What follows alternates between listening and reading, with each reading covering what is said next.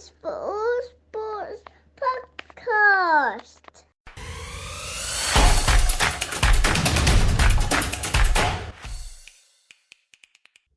Welcome to the All Sports Podcast with me, Matt, and today, James. Hey, mate, how are you? Not bad, mate. It's been a few weeks, but happy to be back. It is. I've been about a little bit.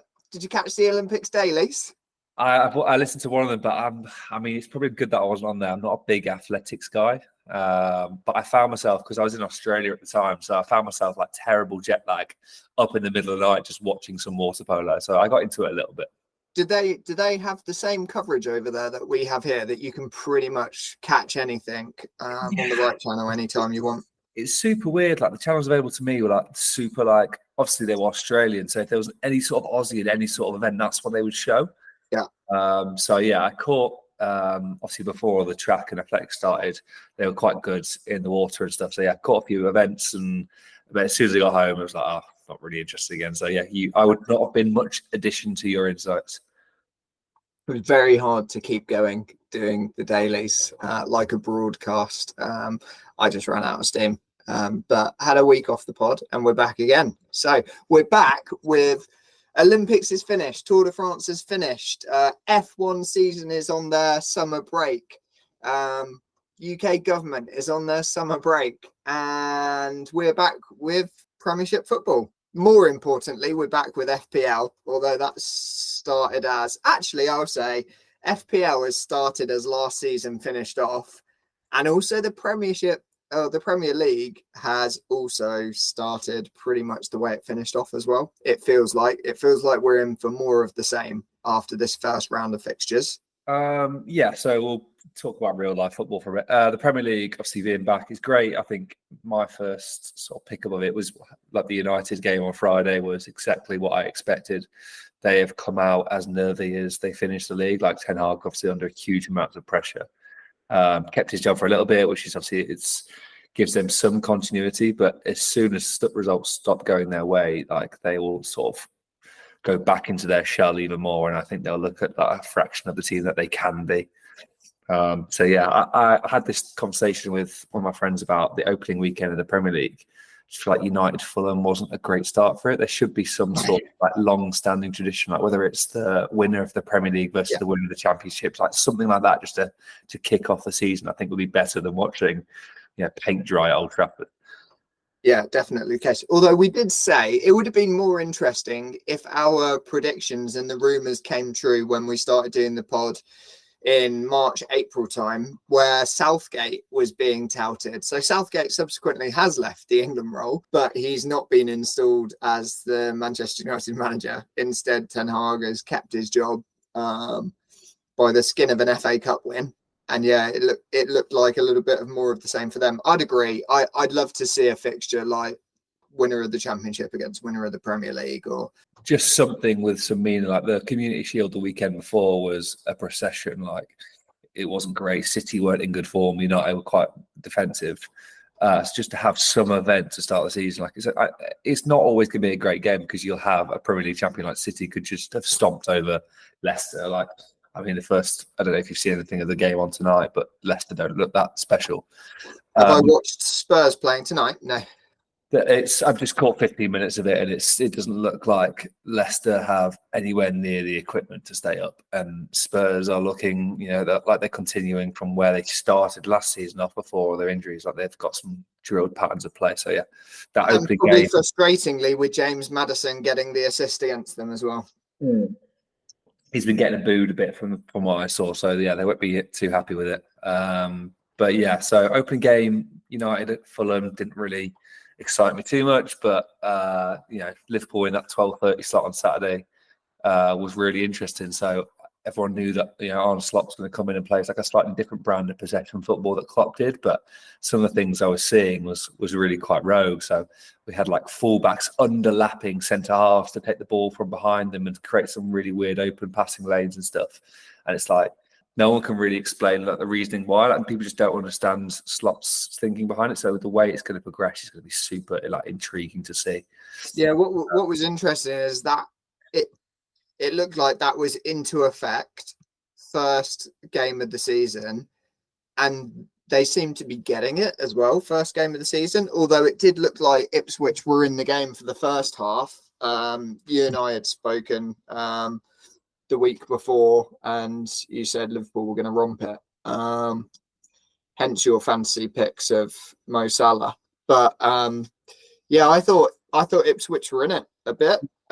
Made a good show of themselves, but ultimately probably showed why they are going to go down. They've not got enough up front, and they don't have enough defensively either.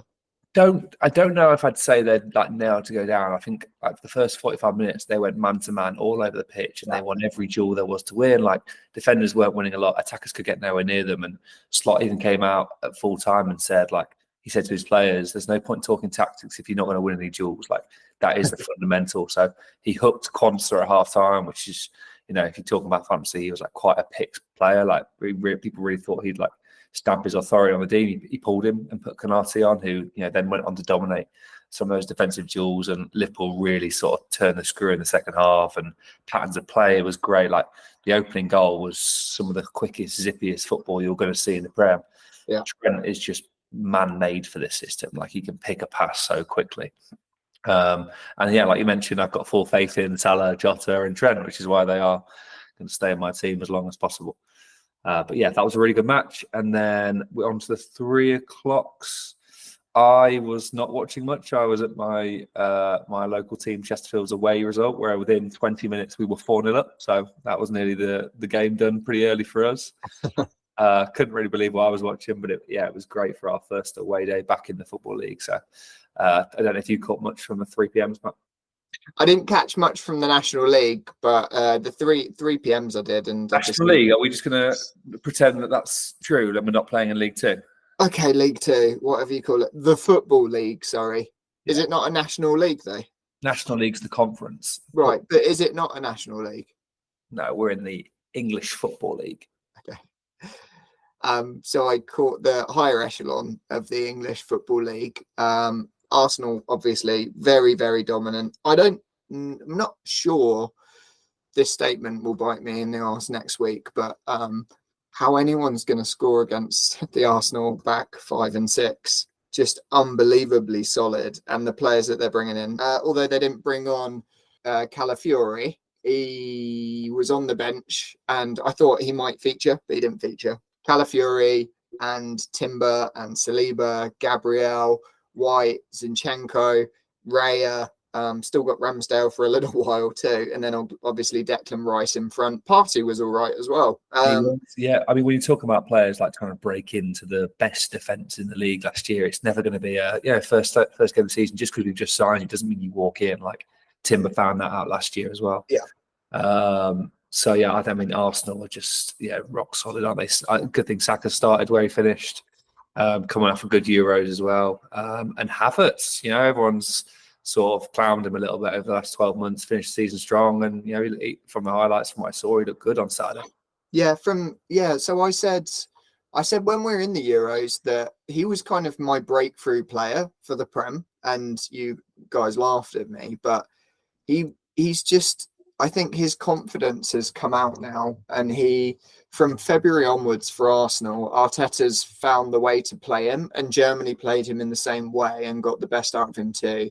And I think he's carried that confidence on. So I think he is going to be a bit of a stalwart in the team in that position until Arsenal get a forward and they want to do something specifically with the forward line. It's just funny that Arsenal actually at the top look weakest. I was just going to say that.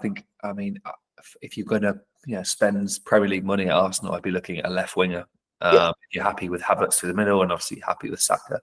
Go and try and find like a Kvaratskhelia from Napoli. Just go and spend your 100 million in one go and see what you can get.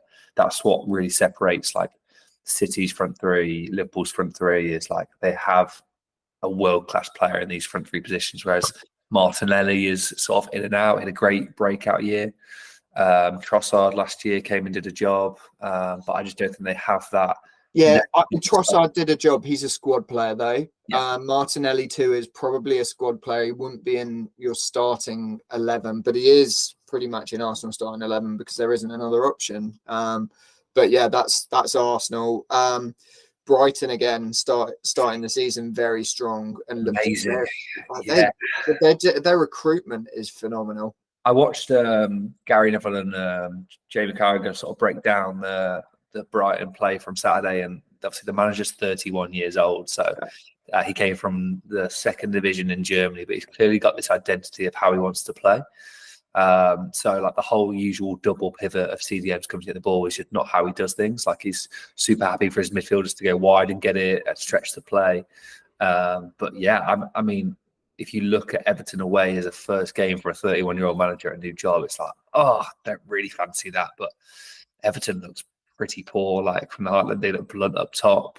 Didn't look strong defensively. And they'll have their fans on their back. They weren't strong last year, and they'll want changes. Their recruitment's not been very good either.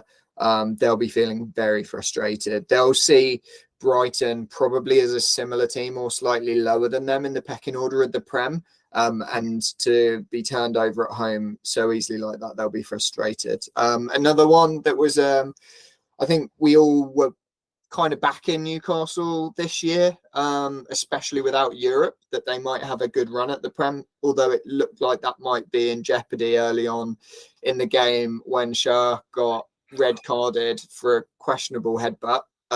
Silly, isn't it? It looked like 50-50, but him just going down to the floor like that has obviously won the red. Yeah, I don't think Southampton have won themselves any favours very early on with Berries and Diaz. Like he just went down like he'd been shot. And to be fair, it looks like their heads go together. Like I know you can't do that. Yeah, no, it was 50-50 on the heads. Yeah. So it's not a red for me. And then, they really stuck it out. I thought Newcastle defensively looked rock solid, and Joelinton looks sort of back to his best. Like he seemed to be everywhere on the pitch. So yeah, I was impressed with Newcastle. I think the one thing that they'll be sort of looking for is to keep hold of Gordon now. There's still sort of questions about whether he's staying and if he could end up at Liverpool as the one that's being rumoured.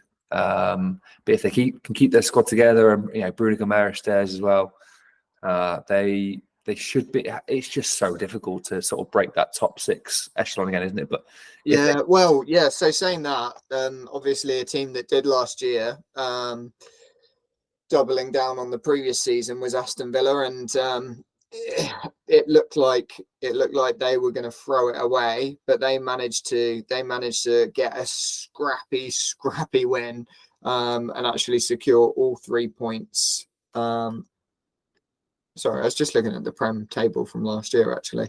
Yeah, I mean, for that West Ham Villa game, like West Ham have invested a lot in the summer, but Villa are a much more drilled team, and the addition of Onana in midfield, and obviously they know they lost Douglas Luiz, and Joel will probably be able to talk to him more when he's back. But yeah, Onana I feel like is a good sort of combative midfielder, and then Duran, who got the winner, was supposed to be at West Ham. Like he spent his whole summer like he was going there, so that's definitely rubbing the salt in the wounds of the West Ham fans. Well, it is, but also I think West Ham were probably looking to build on their top 10 finish from last season, and they've got a very strong and stable squad now, and look to be progressing. Probably the winners of the transfer window as well. Like some of the players they brought in, to Debo, like Folk. I think they probably paid slightly too much money for Folkrig. But a 31-year-old who had a good Euros, had a great period with Dortmund as well. So they've made good signings. It's Somerville as well from Leeds.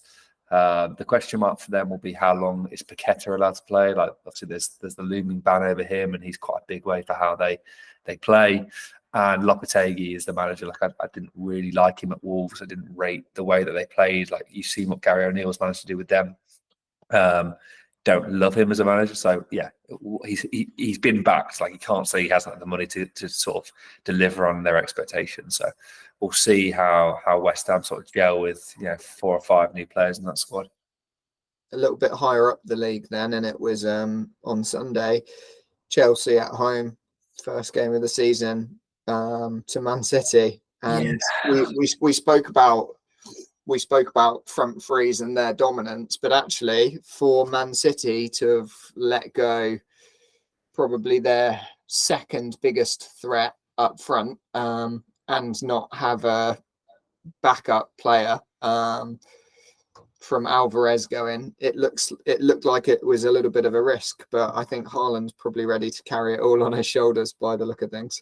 Yeah, so I think the whole City thing just shows how drilled they are. Like, so Savinho came in from Girona or Troyes or wherever he was signed from. He played for Girona last year. Yeah. And I think he looked great off both wings. Doku had a really ineffective first half, probably better in the second. He had a really ineffective Euros as well, which He did, yeah. annoyed me because he was my pick. And then Kevin De Bruyne I think Kevin De Bruyne played okay, but he's like not sort of hitting the levels that he was before. Yeah. What really intrigued me was Haaland's interview after the game. Like, you don't really understand his mentality until he says things like this. Like, he was mentioning about how Robert Sanchez in the game last year likes to remain on his line. Like, that's how he makes some of these like really good saves, because the angle is sort of unusual for a goalkeeper to take. Yeah. And his goal yesterday, like, Haaland was like, "Oh, I knew this from last year, and I just put the ball further and further and further, knowing that he wouldn't come off his line until he did, and then he dinked it." And I was like, "Oh, Haaland really is like an elite mentality freak, isn't he?" When he's been thinking about this since the last Chelsea game. But yeah, he could go on to have like another record-breaking season if they can just get some players fit around him. Like, Savinho went off injured, so Foden's played more minutes than he was probably meant to this early. And then KDB still has them Saudi rumours floating around. So there's been rumours of City looking at Eze from Palace, which would be probably a very City-like signing. Yeah, it would. Yeah, I like Doku's going to find form as well. For however long they have KDB, he's going to be providing assists. Bernardo Silva as well. Like, right. He's not a DM. He is box to box, and he's contributes so much in their attacking play as well. But Haaland, what is it? 91 goals from 100 games now. I think that statistic, those percentages, are actually only going to improve this year. Yeah, that's Ronaldo, Messi level of goal levels. I will say, I think Chelsea concern me again. I think they could be mid-table. Like, Maresca, watching Leicester last year, he never budges from his ways. He has a plan A and a plan A only. And if he can't get, these 40 players that he has at his disposal at Chelsea, and how are you ever going to build and they're still looking at bringing in more. Yeah, Felix from Atletico has been pretty much confirmed today, with Gallagher going the other way. So there's a clip online that I saw that Jamie Carragher is just losing his head. Like, how are you meant to build a dressing room with 40 people? Like, where do they all sit? Where are they getting changed? Well, yeah, and then we had the Sterling news come out, didn't we? Did you see his agent or his team, whatever, but just before the game, saying how dissatisfied he was, and he was expecting to feature in the game. Like, can't be doing that. Like, I get Chelsea aren't, they're not treating some of their players great. They've got Chalobah with the kids. Well, is he pushing for a transfer? Like, that's like transfer stuff. It's just a PR agency overreach. You can't be doing this as players. Like, what do you think that's going to do? Manager's going to read that and go, "Oh yeah, sorry, Raheem, my bad. I'm going to bring you in next week." No, definitely. That's not how it works. Yeah, here's the captaincy. Yeah, no, he's getting he'll be benched or punished for a few weeks now. Sterling is an experienced pro now. You can't be doing these things. And there's been things like Sancho did at United, and he got sort of blacklisted by Ten Hag. Like, I'm not sure where players think like going to the press is ever a great idea. Yeah, I think the balance is now back. It did shift a few years ago. It was player power, but I think the balance is back well and truly with the management now. Yeah, we know, like, fans don't want to see it. Management teams don't want it to happen. Like, it's not right. Like, but I will say on the other side of that coin, like, the way Chelsea are treating some of their players, like, if you're a kid coming through at Chelsea, why would you ever stay there? If you're a transfer looking at Chelsea, why would you ever want to go? Like, and credit to Gallagher.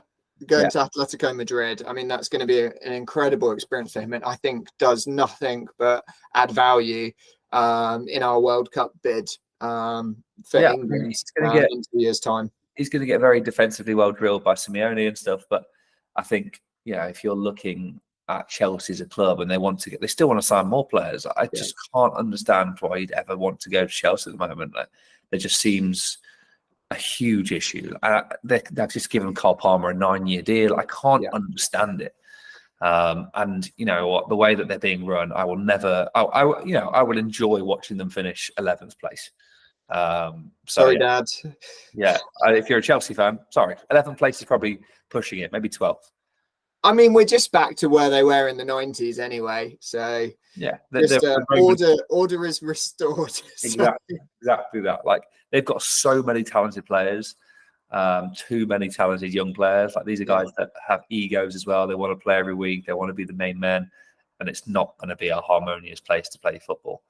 But yeah, we'll see how they get on. And then the only other game which was on Sunday as well, Brentford Palace, was a little bit of a ding dong, really. I think there's some VAR controversy, as there always is in the Premier League. Eze scored like a really cheeky free kick from quite far out, and the ref had blown for an apparent foul in the break in the build up, so VAR couldn't overturn it. And then there's this new social media account set up by the Premier League to be more direct communication with the fans, and that page essentially just threw the referee under the bus that he'd made a mistake.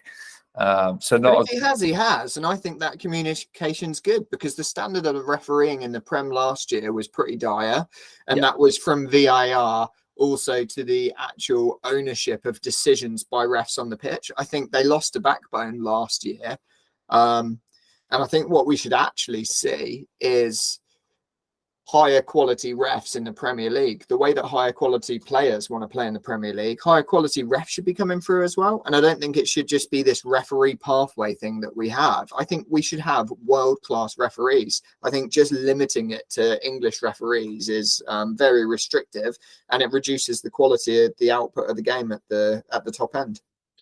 Yeah, agreed.